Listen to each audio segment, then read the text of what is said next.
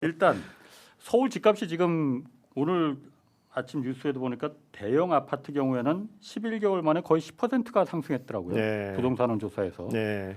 지금 계속 올라가다 보니까는 이게 국토부에서는 해법으로다 좀 다음 대책이 이제 주택 공급 추가 대책 내놓겠다라고 하는 건데 1월 말까지는 내놓겠다고 해서 주택 추가 공급 정책 네.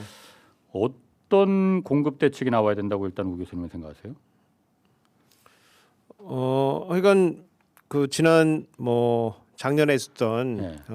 뭐 3번 정도의 그 부동산 대책이 예. 주로 이제 수요를 억제하는 수요에 거지. 대한 거고 상당히 이제 저는 뭐 거치다고 표현하는데 상당히 이제 세긴 셌어. 예. 시장의 이제 기대를 이제 넘어설 정도로 이제 예. 세게 나왔었는데 그러다 보니까 사실 그 거래가 지금 중단돼 있는 거의 뭐 중단돼 있는 그런 상태입니다 사실은. 예. 그래서 뭐 그런 상태에서 사실은 가격이 이제 얼마인지 잘 모르는 이제 그런 상태가 이제 진행이 되고 있던 거고. 예.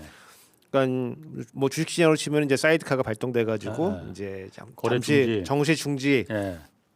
그러면 열기가 좀 그렇네. 이렇게 식으면은 예. 그때 한번 다시 한번 생각해 보자 이제 뭐 이제 아. 이런 거였는데 이런 정책의 단점이 들어갈 때는 들어갈 수가 있는데 나오기가 좀 어렵습니다 사실. 출구 전략이 나오기가 어렵습니다. 왜냐면 지금 부글부글 끓고 있잖아요. 예. 그럼 지금 뺄 수가 없어요. 그러면 이제 이때 이제 문제를 이제 해결하려고 하면은 이제 또 다시 시장의 기대를 또 넘어설 수 있는 공급 대책이 나와줘야 되는데 이제 공급 대책은 사실은 뭐 지을 땅이 있어야 될 거 아니겠습니까? 그래서 근데 서울은 뭐 개발은 뭐 충분히 많이 돼 있고 이제 찾으면 이제 굉장히 짜투리 땅일 거고 예. 아니면 서울 근거면은 뭐 이제 거기는 뭐 누가 사냐면 이제 이런 비판이 또 있을 거고 뭐 이렇게 해서 굉장히 좀 어려운 상황이긴 한데 예. 그래도 상상력을 발휘해가지고 예.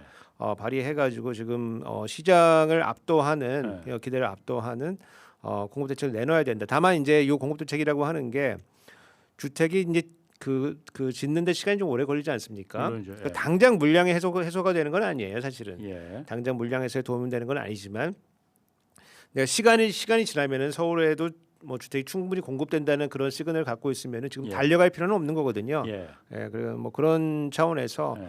좀 강력한 그리고 상상력을 동원한 이제 예. 그런 대책이 좀 나와줘야 된다 이제 이렇게 보고 있죠. 그 제가 사실 그러니까 그냥 제가 생각하기에는 얼마 전에 조국 대표도 그 비슷한 얘기를 네. 해놨던데 예.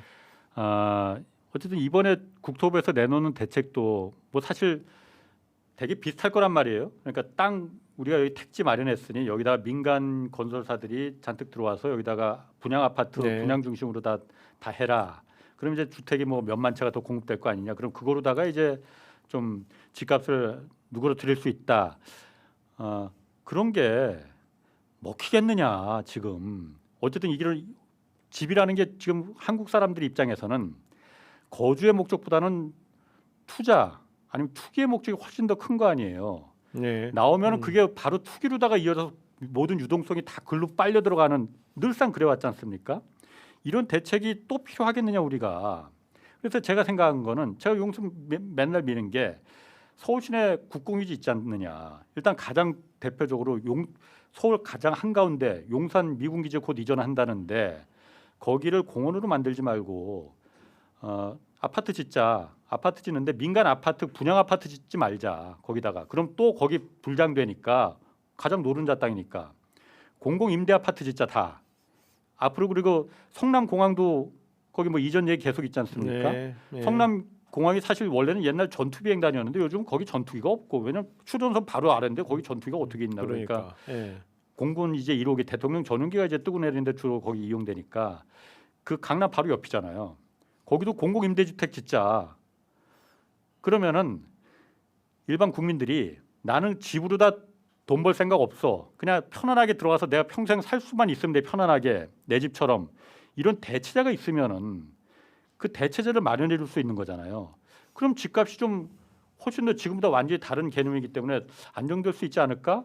제 짧은 생각은 그런데 어떻습니까?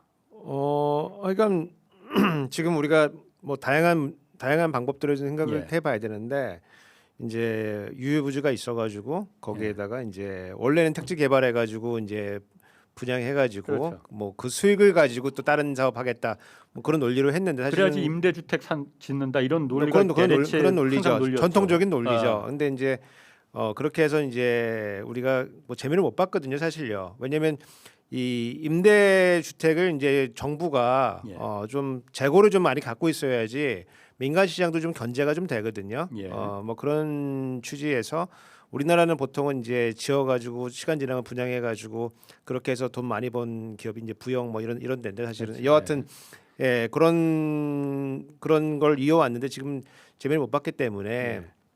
우리가 이제 정부가 요거를 분양하지 말고 좀 질 좋은 임대주택을 좋은데 지어가지고 좀 타워 가지고 팰리스 같은 임대주택 예. 비싸도 좋다 이거예요 임대료. 뭐 타워 팰리스는 모르겠지만 레미안 그럼 레미안 퍼스티지 이런. 여하튼 그냥 그 영어로는 디센트한 그냥 디센트한 이제 그런 집을 예. 임대주택 유지를 해가지고 좀 민간 시장도 견제하는 거 저는 좋다고 보고 예. 좀 생각을 조금 더 나아가서 뭐 서울에 대법원하고 뭐 검찰 대검하고 이런 데 서초동에 있을 필요가 있겠느냐. 그때 그 대법관 증언하자 그러니까 거기다가 짓는데 조 단위가 1조 든다고. 조 단위가 든다 그랬잖아요. 그거 땅값 생각해 보면은 비싸. 거기에 그 자체가 있을 필요가 있겠느냐 생각을 예. 해보면은 세종시로 예. 다 아니면 또 다른 데로 다 옮겨가지고 그 예. 자리에다가 또 그 확보를 해서 임대주택을 또 집어넣는다. 예. 이런 과감한 상상력이 좀 필요하다. 이제 이게 하나고 그 다음에 이제 제가 갖고 있는 생각은 뭐냐면은 지금 그 공급 대책이라고 하는 건 당장 해결되지는 않거든요, 사실은. 예. 그래서 집값을 잡는 가장 좋은 방법은 사실 대출 조이는 겁니다, 사실은. 대출 총량을 조이는 총량을. 지금 총량을 그 조이지 작년에 않고. 계속 썼던 방법이잖아요. 근데 총량을 조이지는 않았어요. 아. 그래서 지금 대출은 계속 지금 사실은 줄지 않고 늘어나고 있는 거예요, 사실은. 예. 그래서 이거를 이제 조정하는 가장 약간 테크니컬하지만 좋은 방법은 이 주택담보대출에 대한 이제 위험 가중치 은행들이 이제 여러 가지 자산에 대한 이제 위험 가중치를 쌓는데 예컨대 뭐 중소기업에 빌려진 거 전액을 보통 이제 위험 가중치로 삼거든요. 예. 주택담보대출은 보통 한 15에서 16 정도를 해요. 이거를 좀 올려주면은 은행이 알아서 다 그 조절을 좀 합니다. 그래서 그렇게 하면은 조금 이제 그걸 병행해서 쓰면은 예. 주택 가격도 약간 좀 조절할 수 있다. 이제 예. 이렇게 저는 이렇게 보고 있죠. 예.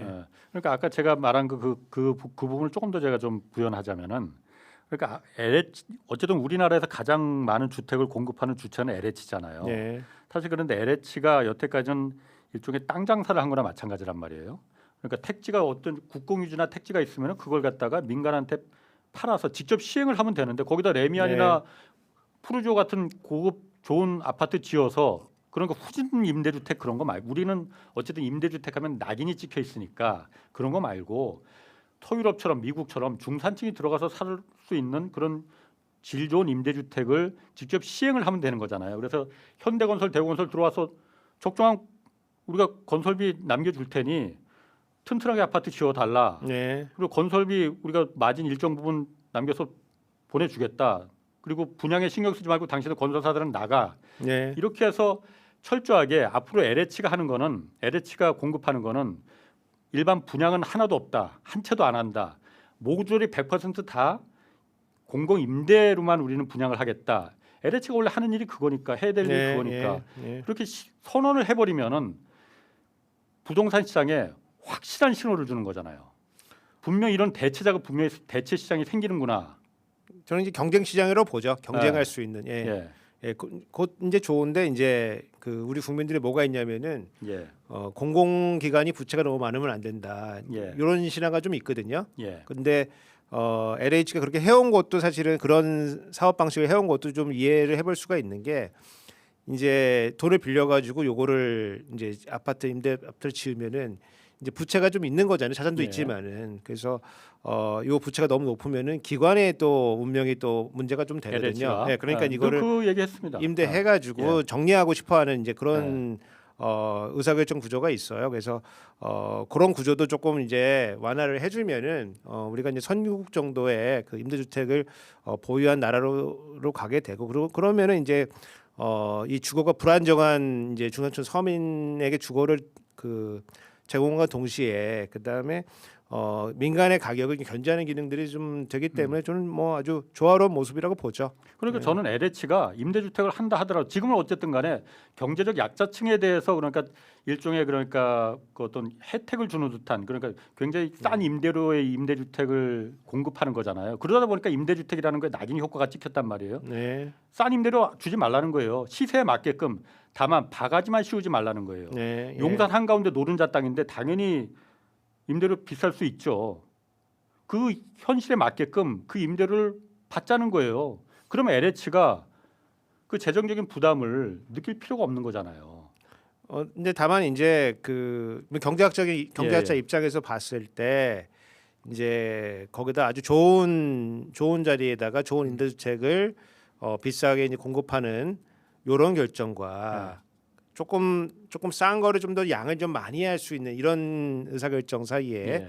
뭔가 갈등이 좀 있을 것 같긴 합니다. 정부 입장에서 보면은. 그래서 효율성을 따져 보면은 사실은 조금 더 많이 공급하는 게 좀 나을 수도 예. 있거든요. 그래서 좀 조화를 좀 갖춰가지고 그렇게 진행돼야 되고 대법원을 옮겨도 괜찮을 것 같다는 생각이 좀 들기는 합니다. 예.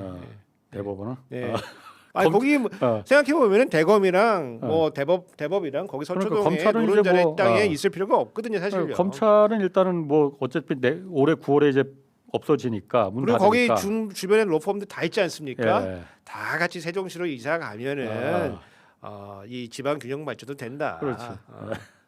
어쨌든 저는 그래서 요즘 계속 그거 밀고 있어요. 어쨌든 네. 기존의 전통적인 공급 대책은 그는 백약이 무효다. 그건 아무 의미 없다. 네. 사실 우리가 필요한 집이라는 게 지금 한강변에 막 30억, 40억짜리 그 집이 부족한 게 아니잖아요. 서민들이 내 소득으로 충분히 들어가서 살 수 있는 그런 주택이 필요한 거잖아요. 그렇습니다. 예. 예. 정부가 어떤 사람들이 입장에 서서 앞으로 공급 정책도 마련할 것인지 그거 진작에 좀 고민을 해야 될 겁니다.